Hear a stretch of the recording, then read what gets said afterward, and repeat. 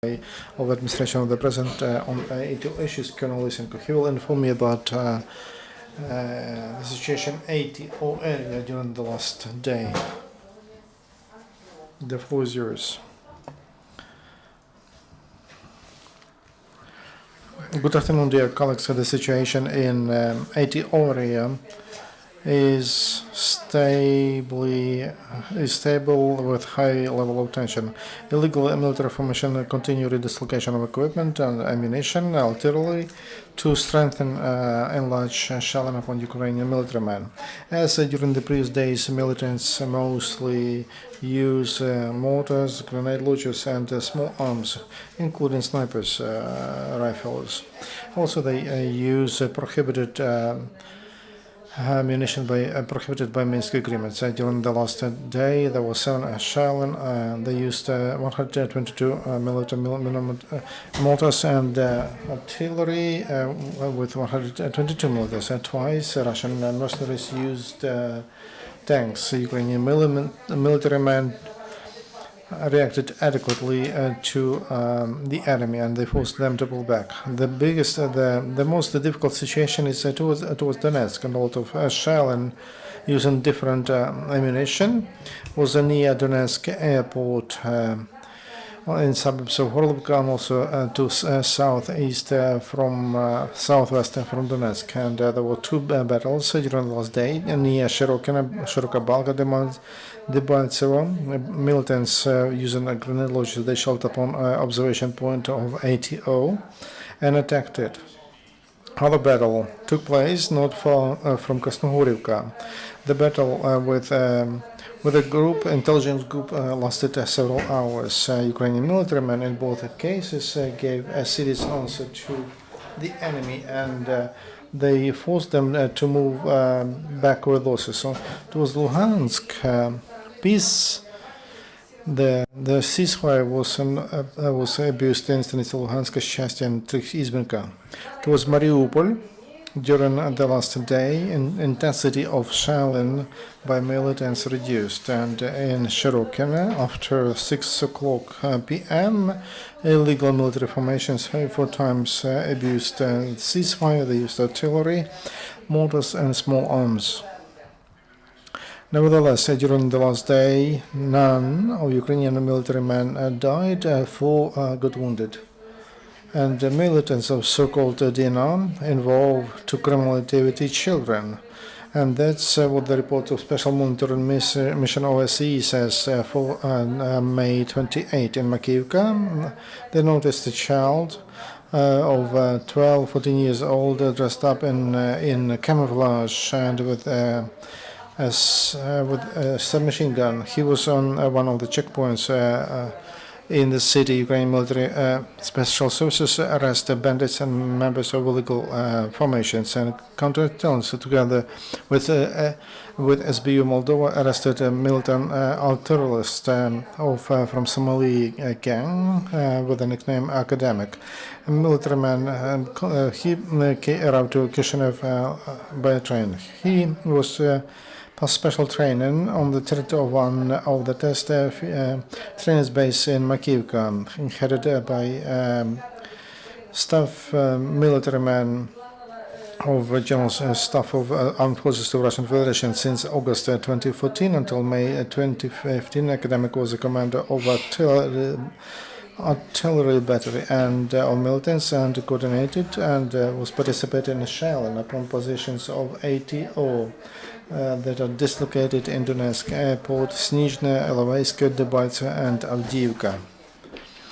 During the search, special services took many documents from him, and that proves that he belonged to DNR gang, and with a signature of Mikhail Tolstoy, with a nickname Givi. Also, academic had some uniforms with Russian terrorist insignia, military maps, electronic digital memory. He's delivered to Ukraine. One more militant from DNR was arrested in Kharkiv region. He was trying to escape to Russian Federation. He told that he belonged to the Ministry of State Security of DNR. It was found that he was trained among militants with guns, with ammunition. He was gotten around administrative buildings in Donetsk, and he is a suspect. And Dnipropetrovsk SBU of Ukraine arrested 4 criminals who were preparing to volunteers and military men. A terrorist group was headed by a 39-year-old. He was a guard in one garden structures, and he was his nickname Mowgli. There was some special forces and also leader of Karate Federation. He was from LNR. He arrived at Dnipropetrovsk in February as an IDP. Terrorist group received from militants, militant Said Mostab, a number of people whom they were planning to kill, and instructions as to how to commit terroristic attacks in the center of the region. During the search, police found 5 grenades and other cartridges and other evidence that they were related with LNR. Here's the confession of I'm a resident from Dnipropetrovsk and nickname Mowgli. Since 2014 I participated in meetings and met pro-activists of pro-Russian NGOs. And in February 2015 I was called by one of those activists, and he told me that he is in Donbass. And he told me that Russian curators are ready to pay money for subversions in Dnipropetrovsk. He suggested to organize such a group, and I started to build a group, but we were not able to do anything because we were arrested by SBU. Thank you. In Avdiivka, Ukrainian military police found 2 underground arsenals in the building. 55-year-old man and residents of local police found 4 grenade launchers at PGF, different modifications, 5 grenades F1 and 5 with fuses, 150 cartridges to automatic weapons, and 38 sacks of artillery powder. As he told all that he collected last year, militants during the retreat, they left a lot of ammunition in the forest, and he was collecting. He told that it's a collection, and but according to the law, there is a criminal responsibility for that. And he did not use the chance. He didn't use a chance to give up that weapons when that criminal responsibility would not happen if they gave up. Similar punishment will be applied to 43 years old local man who had a similar collection of such dangerous toys. In his garage, he kept 6 grenades with the fuses and a pump rifle, and with cartridges and 5 sacks with powder. Ukrainian military continue. Big trainers in test field in Dnipropetrovsk region, military men of several tank units of armed forces of Ukraine improve their skills, how to use new samples of tank weapons.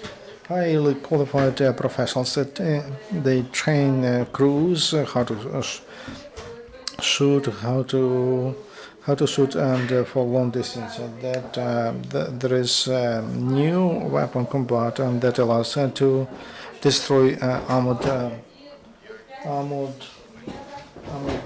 targets and that are 5 kilometers away, and producer helps them. According to the combat descriptions, that guided tank rocket combat meets not only the best conditions, it broadens. It improves capability of tanks according to conditions for the developers, and it can hit armored vehicles helicopters and concrete fortifications. Paratroopers of Armed Forces of Ukraine, they have brigade technical trainers, and they involve about 4,000 paratroopers, more than 550 armored vehicles, and also in technical trainings. There will be Marines, they will participate from Navy and aviation, transportation planes, helicopters, engineering units, and also special and also bacteriological chemical defense units. And they came to the region, and there will be active phase during which they will develop a task on of parachuting and shooting at night during the raids. In Armed Forces of Ukraine, they learn experience of Mariupol, defenders of Mariupol and the south of Donetsk region, and in units that participate in ATO. Alexander Kosinski, and the goal is to learn the real situation in units and to generalize experience and to give them assistance, how to work with the staff. In every he pays he spends 2-3 days with